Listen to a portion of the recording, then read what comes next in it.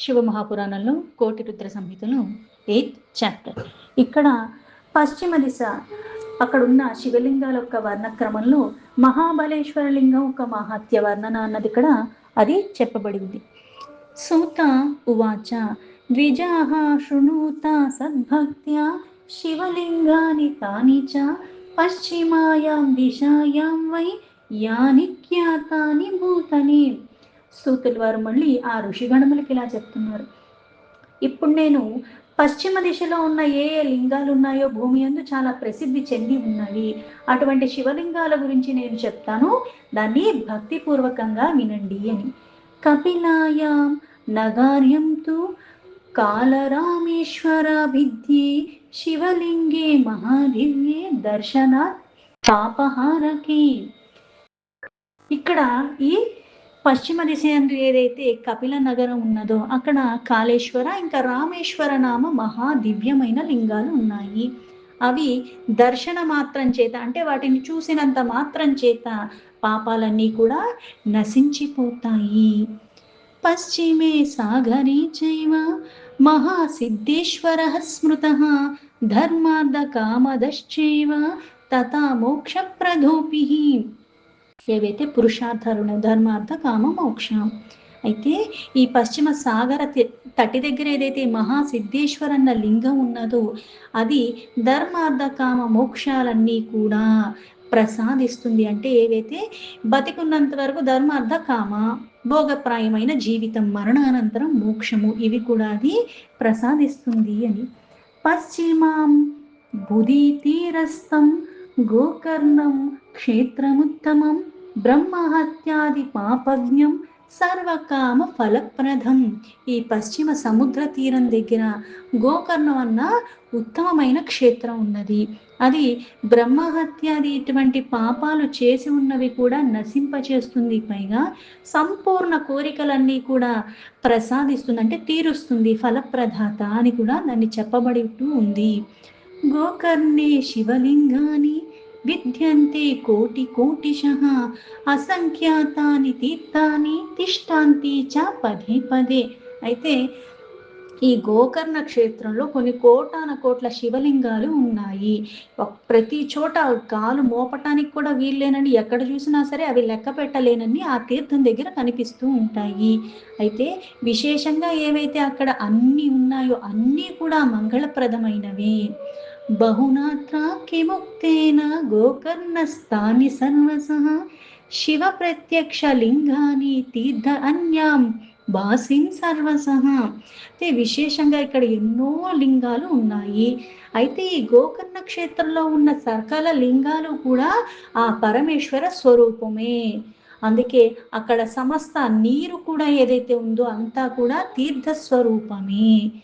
ఇక్కడ ఇది బాగుంది అది బాగుంది అని చెప్పటానికి వీలు లేకుండా గోకర్ణ క్షేత్రంలో ఉన్న ప్రతిదీ కూడా పరమాత్మ యొక్క స్వరూపమే. గోకర్ణే శివలింగానాం తీర్థానామపి సర్వసః వర్ణయతే మహిమా తాత పురాణేషు మహర్షిభిః.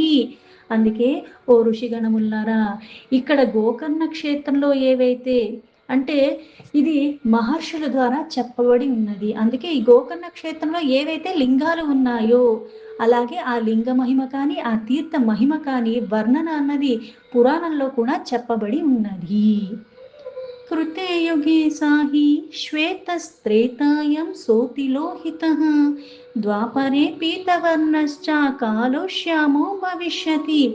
ఎందుకు ఇంత ప్రాధాన్యంగా చెప్పబడి ఉంది అంటే, ఇక్కడ గోకర్ణంలో ఉన్న ఆ లింగం అయితే ఉందో మహాబలేశ్వర శివలింగము, లింగం అదే అయినప్పటికీ కూడా కృతయుగంలో వచ్చేసరికి అది శ్వేతవర్ణంలో ఉంటుంది. అలాగే త్రేత అది లోహిత వర్ణంలోకి వెళ్ళిపోతుంది. ద్వాపర యుగంలో పీత వర్ణము, అలాగే కలియుగంలో నల్లగా శ్యామ వర్ణంలో అది మారిపోతుంటుంది. అంటే లింగం అదే, కాకపోతే యుగాలు మారే కొద్దీ దానికి రంగు అన్నది మారిపోతూ ఉంటుంది. ఆక్రాంత సప్త పాతాళ కుహరూపీ మహాబలః ప్రాప్తే కలియుగే ఘోరే మృదూతా ముపయాస్యంతి. అయితే ఇదేదైతే మహాబలేశ్వర లింగం ఉన్నదో ఇది 7 ఏవైతే మనకి అధోలోకాలు పాతాళ లోకాలు ఉన్నాయో అంతవరకు వ్యాపించి ఉన్నది. అయితే ఇంత వ్యాపించి ఉండి అంత స్థిరంగా ఉన్న మహాబలేశ్వర లింగం కూడా ఈ ఘోరమైన కలియుగం ఎప్పుడైతే వస్తుందో అది మళ్ళీ చాలా కోమలంగా మృదువుగా తయారైపోతుంది. మహాపాతకి నశ్చాత్ర సంవ్యశ్చార్య మహాబలం శివలింగం చ గోకర్ణే ప్రాయాత శంకరం పదం. అయితే ఇక్కడ ఈ మహాపాపాలు కూడా తొలగించగలిగిన ఈ గోకర్ణ క్షేత్రంలో విరాజమానంగా ఉన్న మహాబలేశ్వర లింగము, దాన్ని పూజించిన వాళ్ళు ప్రతి ఒక్కరికి కూడా శివపద ప్రాప్తి అన్నది లభిస్తుంది. గోకర్ణే తత్ర మునయో గత్వా పుణ్యశ్రవాసనే ఏ అర్చయంతి చతం భక్త్యా తే రుద్రాహ స్థానుర్సంశయః. ఓ మునిగణములారా, ఎవరైతే అంటే ఆ క్షేత్రం గురించి తెలుసుకోవటం, క్షేత్రం దగ్గరికి వెళ్ళటం, మళ్ళీ ఇక్కడ కొన్ని విశేషమైన తిథులు ఏవైతే ఉన్నాయి, కొన్ని నక్షత్రాల కొన్ని రోజుల యొక్క కలయికతో ఉంటాయి. అలా భక్తిపూర్వకంగా ఎవరైతే అక్కడికి వెళ్ళి ఆ విశేషమైన తిథుల్లో మళ్ళీ అక్కడ పూజించుకుంటున్నారో వాళ్ళు సాక్షాత్ శివస్వరూపులే, ఇందులో ఎటువంటి సందేహం లేదు. యథా కదాచిత్ గోకర్ణే యో వా కో వాపి మానవః పూజయే శివలింగం తస్య గచ్చేద బ్రాహ్మణ పదం. ఏదైనా సమయంలో ఎవరైనా సరే ఈ గోకర్ణ క్షేత్రంలో స్థితమై ఉన్న ఆ పరమేశ్వరుడు యొక్క శివలింగాన్ని పూజించుకుంటున్నారు, వాళ్ళకి బ్రహ్మపదం అన్నది తప్పకుండా. అంటే విశేషమైన తిథుల్లో చేస్తే శివపద అని చెప్పారు, ఇప్పుడు మళ్ళీ శివస్వరూపము. అయితే అలా కాకుండా ఇంకా వేరే తిథుల్లో కానీ వేరే సమయాల్లో కానీ అసలు అక్కడికంటూ వెళ్ళి ఎవరైనా సరే అక్కడ పూజించుకుంటే వాళ్ళకి బ్రహ్మ పదప్రాప్తి అన్నది లభిస్తుంది. బ్రహ్మ విశ్వాధి దేవతానాం శంకరో హితకామ్యయ మహాబలాభిధానేన దేవః సన్నిహితః సదా. అయితే అక్కడ పరమేశ్వరుడు ఉంటున్నాడు ఆ లింగ స్వరూపంలో. అక్కడే మళ్ళీ బ్రహ్మ విష్ణు ఆది దేవతలు అందరూ కూడా మళ్ళీ వాళ్ళందరికీ కూడా హితకరంగా ఉండాలని ఆ కోరికతోనే మహాబల అన్న నామంతో కూడా అక్కడ నివాసం శాశ్వతంగా ఉంటున్నాడు ఆ పరమేశ్వరుడు. గౌరేణ తపసా లబ్ధం రావణాఖ్యేన రక్షస తల్లింగం స్థాపయామాస గోకర్ణే గణనాయకః. అయితే ఇది మనకి ఇంకో గాథలో ఎలా చెప్పుకుంటారంటే, రావణాసుడు దీర్ఘ కాలం మళ్ళీ ఆ పరమాత్మని ప్రసన్నం చేసుకుని శివుడి దగ్గర ఒక లింగాన్ని ఆత్మలింగాన్ని పొందుతాడు. ఈ రాక్షసుడు చేసిన కఠోర తపస్సుకి మెచ్చుకుని పరమాత్మ ఇస్తాడు. ఆ లింగం లభించిన తర్వాత ఈ గోకర్ణ క్షేత్రంలో మళ్ళీ అక్కడ సంధ్యాసమనం అయిపోయింది. అప్పుడు మళ్ళీ చేసుకోవాల్సిన విధి విధాలుగా చేసుకోవటానికి ఏం చెయ్యాలా అనుకున్నప్పుడు మళ్ళీ దీనికి దేవతల యొక్క ప్రేరణ మేరకు మళ్ళీ వినాయకుడే అక్కడికి చిన్న బాలుడిలాగా రావటం, ఆ బాలుడి చేతుల్లో ఈయన పెట్టడం, నేను వచ్చేంత వరకు దాన్ని జాగ్రత్తగా పట్టుకోమంటే నేను 3 సార్లు పిలుస్తాను, నువ్వు గనక వెనక్కి రాకపోతే నేను ఇక్కడ పెట్టేస్తాను అని చెప్తాడు. సరే అని చెప్పి వెళ్ళిపోతాడు. పిలుస్తాడు కానీ తనకి వినపడదు. అలా చేసిన తర్వాత అక్కడ మళ్ళీ స్థాపింపజేస్తాడు. ఎందుకంటే అది పరమేశ్వరుడు యొక్క ఆత్మలింగము. అర్హత లేనివాడికి పాత్రత లేనివాడికి దాన్ని దక్కకుండానే ఉంచాలి. కానీ భక్తమాత్సల్యంతో భక్తికి లొంగిపోయిన పరమేశ్వరుడు రావణాసుడికని ఇస్తాడు. అలా ఆ క్షేత్రంలో స్థాపింపబడినది. ఈ గోకర్ణంలో ఆ వినాయకుడు విష్ణు బ్రహ్మ మహేంద్ర విశ్వదేవతలు అలాగే మహారుద్రగణములు అందరూ అక్కడ ఉంటారు. విష్ణుర్బ్రహ్మ మహేంద్రశ్చ విశ్వే దేవా మరుద్గణః ఆదిత్య వసవోదస్త్రో శంఖశ్చ సతారకః ఏతే విమానగతయో దేవాశ్చ సహ పార్షద్వేః పూర్వద్వారం నిషేవంతే తస్య వై ప్రీతికారణాత్. అంటే ఈ సకల దేవతలు వాళ్ళ గణములు అలాగే ఇక్కడ వసువులు ఆదిత్యులు అలాగే అశ్విని కుమారులు నక్షత్రాల సహితంగా చంద్రుడు అలాగే విమానాల్లో తిరుగుతున్న సకల దేవతలు కూడా వాళ్ళ పార్షదులతో ఈ మహాబలేశ్వర లింగం ఎక్కడైతే ఉన్నదో అక్కడ ఆ పూర్వ ద్వారం దగ్గర విరాజమానులుగా వీళ్ళు కూడా అక్కడే ఉంటారు. యమో మృత్యః స్వయం సాక్షాత్ చిత్రగుప్తశ్చ పావకః పితృభిః సహ రుద్రేశ దక్షిణాద్వారమాశ్రితః. దిక్పాలకులు యముడు అలాగే స్వయంగా మృత్యువు సాక్షాత్ చిత్రగుప్తుడు అలాగే అగ్నిదేవుడు ఇలా పితరులు ఇంకా రుద్రుతో తో ఉన్నవాళ్ళు ఆ దక్షిణ ద్వారం దగ్గర ఎప్పుడూ స్థిరంగా ఉంటారు.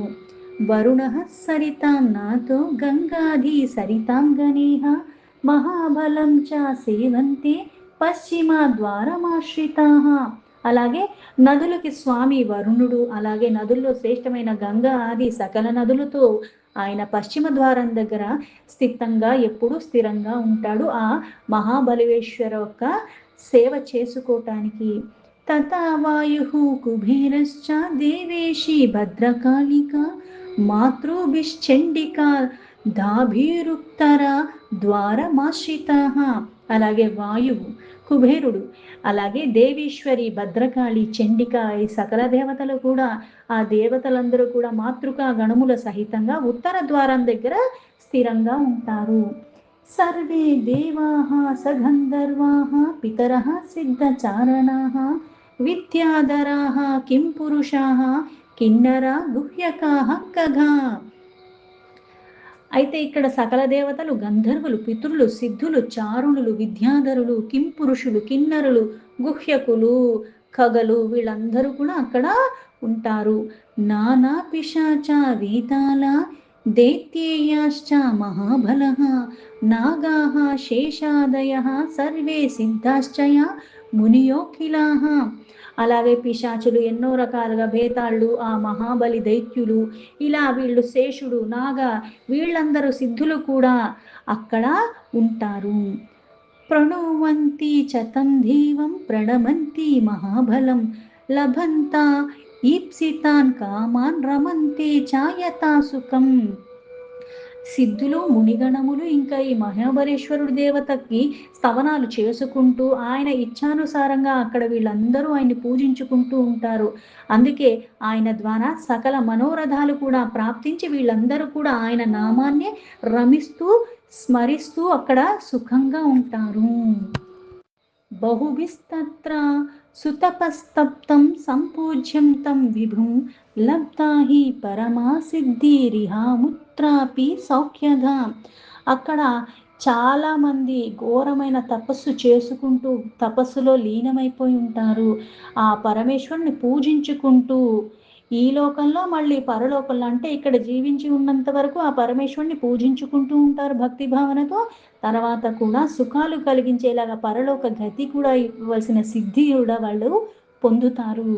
గోకర్ణే శివలింగంతో మోక్షద్వారం ఉదాహృతః మహాబలాభిదానోసో పూజితః సంస్కృతో ద్విజాః.